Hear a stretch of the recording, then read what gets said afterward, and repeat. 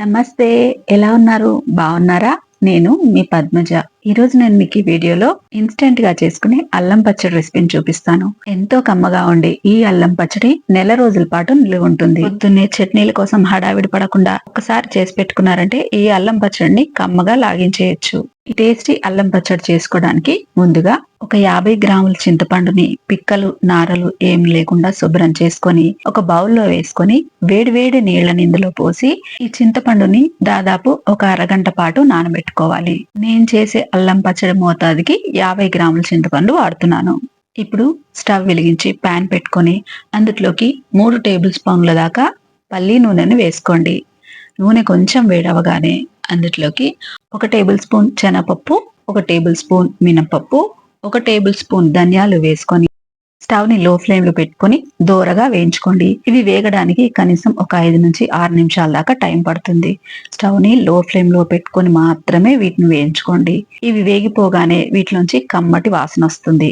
ఇప్పుడు మనం ఇందులోకి ఒక 50 గ్రాముల దాకా ఎండుమిరపకాయలని వేసుకోవాలి. ఎండుమిరపకాయలు మంచి క్వాలిటీ తీసుకుంటే గనక రంగు రుచి కూడా చాలా బాగుంటుందని గుర్తుపెట్టుకోండి.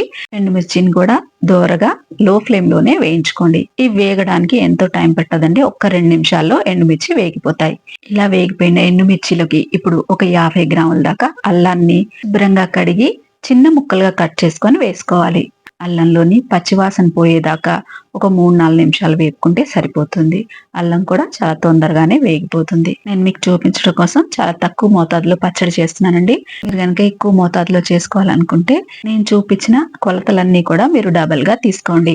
అల్లాన్ని మరీ ఎర్రగా వేయించాల్సిన అవసరం లేదండి. చూడండి, ఇక్కడ నేను చూపిస్తున్నట్టుగా ఇలా వేపుకుంటే సరిపోతుంది. ఇప్పుడు స్టవ్ ఆఫ్ చేసేసి వీటన్నిటిని పూర్తిగా చల్లారనివ్వండి. ఇవన్నీ పూర్తిగా చల్లారిపోయిన తర్వాత మిక్సర్ జార్ లోకి వేసేసుకోవాలి.